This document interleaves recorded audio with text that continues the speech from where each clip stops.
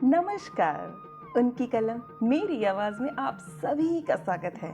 बड़ों को प्रणाम और छोटों को बहुत सा प्यार। चलिए सुनते हैं मालगुडी डेज की चुनिंदा कहानियों में से चुनी हुई एक और नायाब कहानी, लॉली रोड। बातूनी राम ने कहना शुरू किया। बहुत सालों तक मालगुडी के लोगों को पता ही ना था कि यहाँ कोई म्यूनिसिपैलिटी भी है और इससे कस्बे का कोई नुकसान भी ना था। बीमारियां अगर वे भी शुरू भी होती तो कुछ दिन बाद खुद ही खत्म भी हो जाती। खत्म तो उन्हें होना ही होता है। धूल और गंदगी को हवा उड़ा ले जाती, नालियां भरकर बह निकलती लेकिन खुद ही खाली भी हो जाती। म्यूनिसिपैलिटी को ज़्यादा कुछ करने की ज़रूरत ही ना पड़ती। लेकिन 15 अगस्त 1947 को देश आज़ाद होने के बाद अचानक दृश्य बदलने लगा। उस दिन देश भर में हिमालय से कन्याकुमारी तक जितने जोश खरोश के साथ जश्न मनाया गया, उसकी दुनिया में, इतिहास में दूसरी कोई मिसाल नहीं है। हमारी म्यूनिसिपैलिटी कॉरपोरेशन भी उत्साह से भर उठी। सारी सड़कों पर झाड़ू लगाई गई, नालियों का कचरा साफ किया गया और हर मोहल्ले में झंडे फहराए गए।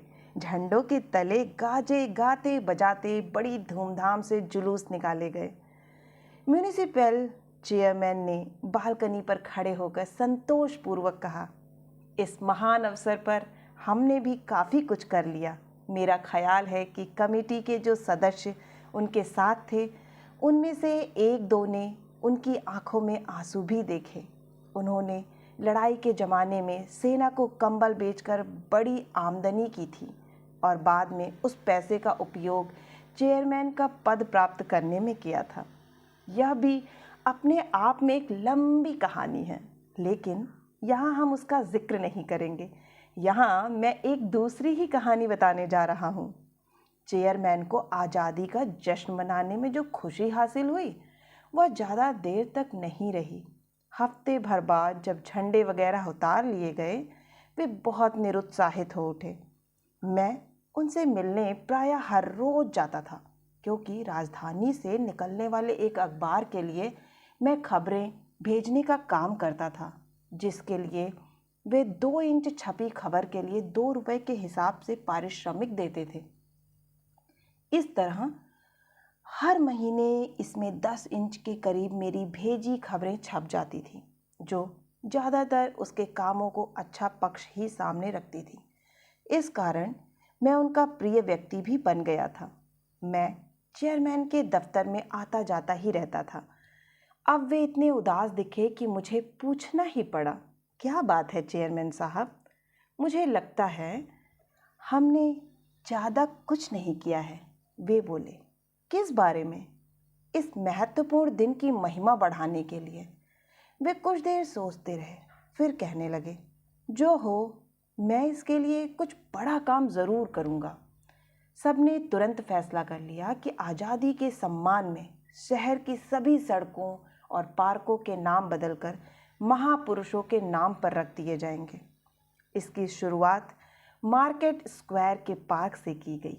अब तक इसे कोरोनेशन यानी राजगद्दी पार्क के नाम से जाना जाता था।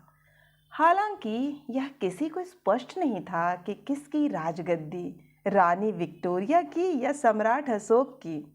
अब पुराने बोर्ड को हटाकर मैदान में डाल दिया गया और उसके स्थान पर हमारा हिंदुस्तान पार्क का नया बोर्ड शान से लगा दिया गया।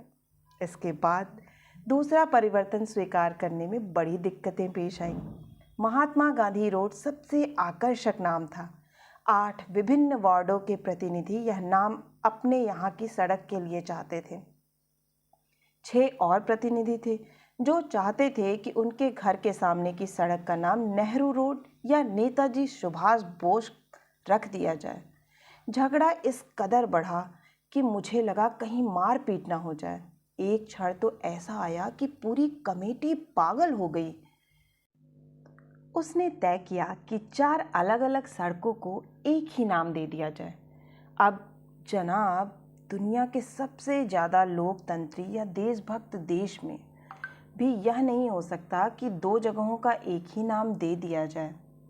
खैर, नाम बदल दिए गए और 15 दिन में हालत यह हो गई कि नए नामों के कारण यह बताना मुश्किल हो गया कि कौन सी जगह कहाँ है। Market road, north road, Chitra road, Vinayak Mudali street, सब नाम खत्म हो गए। इसके स्थान पर नए नाम आ गए। 4 जगहों के एक ही नाम, और सब मंत्रियों, उपमंत्रियों और कौंसिल सदस्य सभी के नाम रख दिए गए। लेकिन इससे गड़बड़ बहुत हो गई। चिट्ठियां जहां पहुंचनी होती वहां ना पहुंचकर पता नहीं कहां पहुंच जाती। लोग ठीक से बता नहीं पाते थे कि वे कहाँ रहते हैं। पुराने परिचित नामों के बदल जाने से शहर जंगल में बदल गया। चेयरमैन यह काम करके बहुत खुश थे, लेकिन यह खुशी ज़्यादा दिन ना रही। कुछ दिन बाद उस पर फिर एक दौरा पड़ा कि कुछ और काम करना चाहिए।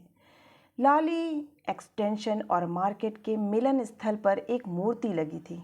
लोग इस मूर्ति के इतने अभ्यस्त हो गए थे कि वे उसे ना देखते थे और ना जानते थे कि यह किसकी मूर्ति है। चेयरमैन को अचानक याद आया कि यह सर फ्रेडरिक लॉली की मूर्ति है। उसी के नाम पर एक्सटेंशन का नाम रखा गया था। अब इसका नाम गांधीनगर रख दिया गया था, इसलिए इस मूर्ति की यहाँ ज़रूरत नहीं थी। कमेटी ने एक मत से इसे हटाने का फैसला कर लिया। चेयरमैन के साथ सब सदस्य दूसरे दिन मूर्ति के पास पहुंचे। तब उन्हें पता चला कि मूर्ति उनसे भी 20 फीट ऊंची है और उसकी नींव में पिघला शीशा भरा है। उन्होंने पहले यह सोचा था कि अपने निश्चय की ताकत से वे क्षत्रप्त की मूर्ति को वहां से हटा देंगे, लेकिन अब उन्होंने पाया कि यह तो पर्वत की तरह मजबूत आधार पर खड़ी है। अब उन्हें ज्ञात हुआ कि अंग्रेजों ने उनके देश में अपना साम्राज्य बहुत मजबूत आधार पर खड़ा किया था। लेकिन इससे कमेटी का निश्चय और भी दृढ़ हुआ। मूर्ति हटाने के लिए शहर का कुछ हिस्सा तोड़ना भी पड़ जाए तो भी वे पीछे नहीं हटेंगे। उन्होंने सर फ्रेडरिक लॉली का इतिहास भी खोज निकाला। उन्हें पता चला कि लॉली यूरोप के शैतान एटिला द हूण और नादिर शाह का सम्मिश्रण था और मेकियावेली की तरह चालाक था। उसने तलवार के बल पर भारतवासियों पर अधिकार जमाया और जहां से भी विरोध की जरा सी भी खबर आती उस जगह को बर्बाद करके ही दम लेता। वह भारतीयों से तब तक नहीं मिलता था जब तक वे घुटने के बल चलकर उसके पास नहीं आते थे। लोग रोजमर्रा के कामकाज छोड़कर मूर्ति के इर्द गिर्द घूमकर सोचने लगे कि उन्होंने इस आदमी को इतने दिन तक बर्दाश्त कैसे किया। अब वह सामने खड़ा नफरत की मुस्कान से उन्हें देख रहा था। उसके हाथ पीछे बंधे थे और कमर से तलवार लटक रही थी। इसमें संदेह नहीं कि वह इतिहास का सबसे जालिम शासक था, जिनकी तस्वीर विग लगाए, ब्रीचेस और सफ़ेद वेस्ट कोट पहने, सख्त नज़र से सामने देखते भारतीय इतिहास में ब्रिटिश युग के शासकों की तस्वीर सबको याद है। वे यह सोच सोच कर कांपने लगे कि ऐसे कठोर शासक के अधीन उनके पूर्वज किस प्रकार जीवन बिताते रहे होंगे। इसके बाद कमेटी ने इस काम के लिए टेंडर मांगे। 1 दर्जन ठेकेदारों ने टेंडर भरे, जिनमें से सबसे कम 50,000 रुपये का था। मूर्ति को वहां से हटाकर कमेटी के दफ्तर तक पहुंचाना था, जहां यह विचार किया जा रहा था कि इसे रखा कहाँ जाएगा। चेयरमैन ने सोच विचार करके मुझे बुलाया और कहा, तुम इसे क्यों नहीं ले जाते? अगर तुम इसे अपने खर्च से उठा ले जाओ तो मैं तुम्हें यह मुफ्त में दे दूंगा। अभी तक मैं सोचता था कि कमेटी के लोग पागल हैं, लेकिन अब मैंने पाया कि मैं भी उन्हीं की तरह पागल हूँ। अब मैं मूर्ति से होने वाले लाभ का हिसाब किताब बिठाने लगा। अगर मूर्ति को तोड़ने और यहाँ तक लाने में मेरे 50,000 रुपये खर्च होते हैं, मैं जानता था कि ठेकेदार बहुत ज़्यादा पैसा मांग रहे हैं और इसकी धातु की बिक्री से मुझे 6,000 प्राप्त होते हैं। 3 टन धातु का पैसा बहुत ज़्यादा भी मिल सकता है। मैं इसे ब्रिटिश म्यूजियम या वेस्टमिंस्टर को भी बेच सकता हूँ। तब फिर मैं अखबार को खबरें भेजने का काम छोड़ सकूंगा। कमेटी ने बहुत जल्द मूर्ति मुझे मुफ्त दे देने का प्रस्ताव पास कर दिया। अब मैं काम करने की तैयारी करने लगा। मैंने बहुत ज़्यादा ब्याज देने का लालच देकर अपने ससुर से रुपया उधार लिया। 50 कुलियों की टीम बनाई जो मूर्ति की नींव उखाड़ने का काम करेंगे। मैं उनके ऊपर गुलामों से काम कर लेने वाले मालिक की तरह खड़ा हो गया और जोर जोर से हुक्म देने लगा। वे शाम को 6 बजे कार्य बंद कर देते थे और सवेरे फिर शुरू कर देते थे। मैं उन्हें खास तौर से कुप्पल गांव से लाया था, जहां के लोग मिम्मी जंगल के पेड़ काटने से मजबूत हो जाते हैं। 10 दिन तक फावड़े चलते रहे। नींव में जहां तहां थोड़ी बहुत दरारें पड़ी, लेकिन इससे ज़्यादा कुछ ना हो सका। मूर्ति जगह से हिलने का नाम नहीं ले रही थी। मुझे डर लगा कि इस तरह तो 15 दिन में मेरा दिवाला निकल जाएगा। अब मैंने जिला मजिस्ट्रेट से डायनामाइट के कुछ टुकड़े खरीदने की आज्ञा प्राप्त की और उस क्षेत्र में लोगों का आना जाना रोककर डायनामाइट में आग लगा दी। मूर्ति ढह गई और किसी को चोट भी नहीं लगी। फिर इसे घर तक पहुंचाने में 3 दिन लगे। खास तौर से बनाई गई एक गाड़ी में इसे रखकर कई बैल उसे धीरे धीरे खींच कर ले गए। रास्ते में आवागमन काफ़ी देर तक बंद रहा। लोग मुझ पर हंसते और फप्तियाँ कसते।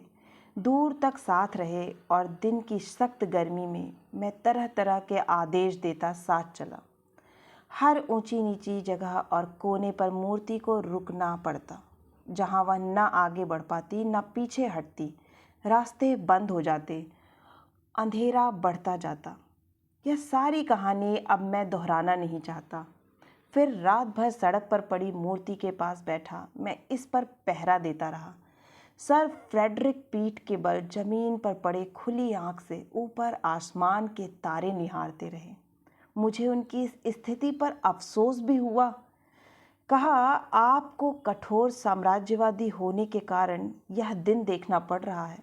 बुराई का नतीजा अच्छा नहीं होता।